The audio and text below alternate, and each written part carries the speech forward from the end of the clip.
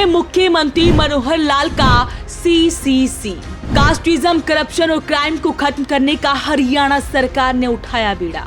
पूर्व की सरकारों में जातिवाद, भ्रष्टाचार और अपराध के मुद्दे सरकारों की नाकामी की वजह से उठते रहते थे, क्योंकि हरियाणा प्रदेश में सीसीसी एक संस्कृति का रूप ले चुकी थी। इसलिए इस पर कोई राजनेता चर्चा भी नहीं करना चाहता था।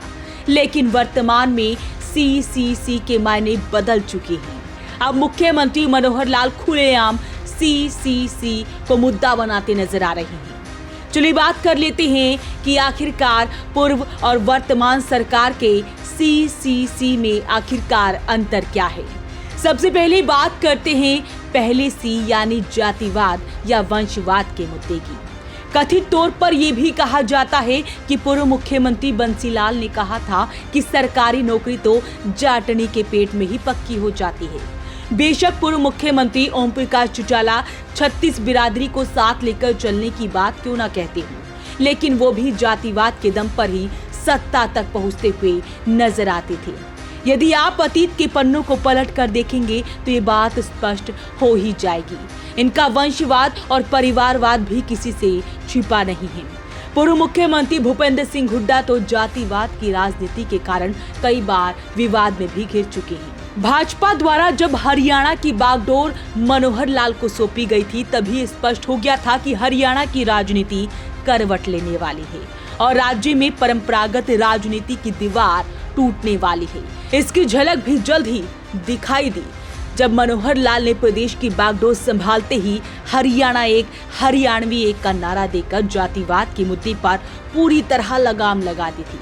मनोहर लाल ने गरीब, महिला, किसान और युवा को केंद्र में रखकर उनके सशक्तिकरण के लिए काम शुरू किया। परिणाम ये हुआ कि जिस हरियाणा में पहले हर योजना, हर नीति जाति पर केंद्रित होती थी, वही योजना, वही नीतियां गरीबों के केंद्रित बनने लगी। उनके लठ ने कास्टिज्म, करप्शन और क्राइम को खत्म कर हरियाणा में आम लोगों की जिंदगी आसान कर दी।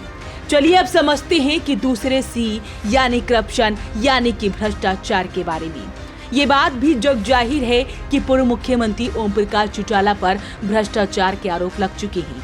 यहाँ तक कि भ्रष्टाचार के आरोप में अदालत ने उन्हें दोषी करार देते हुए सजा तक सुनाई है।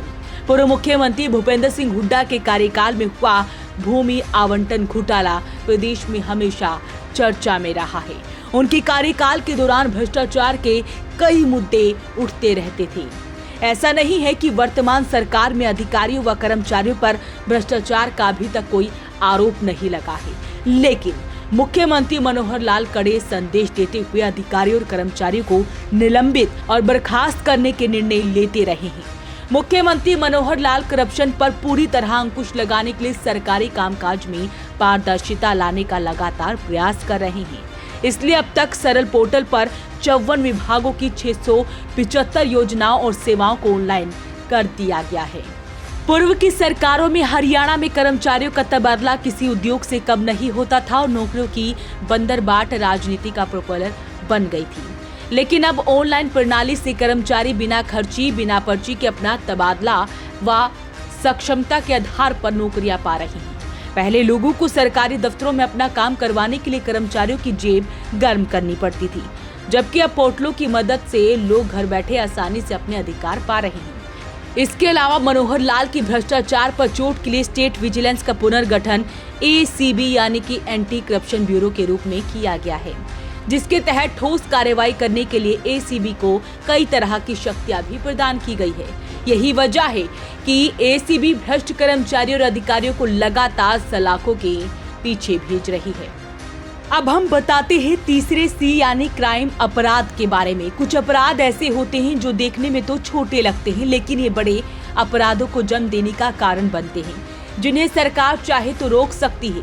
प्रदेश में पूर्व में रही सरकारों ने कभी भी इस तरफ ध्यान नहीं दिया, जबकि मुख्यमंत्री मनोहर लाल ने बड़े अपराधों को जन्म देने वाले कारणों पर भी गंभीरता से कार्य करते हुए नशे के अवैध कारोबार पर सबसे ज्यादा चोट पहुंचाने का काम किया है।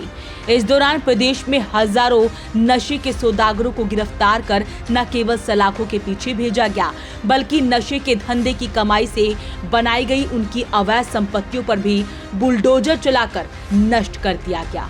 जैसा कि हमने आपको पिछले एपिसोड में दिखाया था कि कैसे डायल 112 पर फोन मिलाते ही 8 मिनट के भीतर पुलिस की वैन न केवल लोगों की मदद के लिए मौके पर पहुंच रही है, बल्कि रात के समय सवारी न मिलने पर कामकाजी महिलाओं को सुरक्षित घर पहुंचाने का काम भी कर रही है। इसके अलावा पहले अपराध होने पर एफआईआर दर्ज करवाने के लिए लोगों को धक्के खाने पड़ते थे और कुछ राजनेताओं का चौकी थानों पर तो ऐसा कब्जा था कि उनकी आज्ञा के बिना एफआईआर तक दर्ज नहीं होती थी, जबकि अब हर समय पोर्टल की मदद से लोगों को घर बैठे एफआईआर दर्ज करवाने की सुविधा मिल रही है। पूर्व में सीसी यानी कास्टिज्म, करप्शन, क्राइम सत्ता तक पहुंचने का सबसे बड़ा साधन था, लेकिन आज सीसीसी के खात्मे की वजह से मुख्यमंत्री मनोहर लाल आम जनता को सुशासन देने का माध्यम बन चुके हैं। तो आप खुद ही देख सकते हैं कि सीसीसी के मायनों में पहले के मुकाबले अब कितना बदलाव आ रहा है। यही कारण है कि एक कुशल प्रशासक के रूप में उनकी एक साफ सुथरी छवि आम जनमानस में बनी है, जिसका सबूत हमें आए दिन मिलता रहता है जब हम गलियों में, सड़कों पर आम लोगों से बात करते हैं। देखने वाली बात तो ये होगी कि इसका लाभ भाजपा को लोकसभा और विधानसभा चुनाव में कितना मिलता है।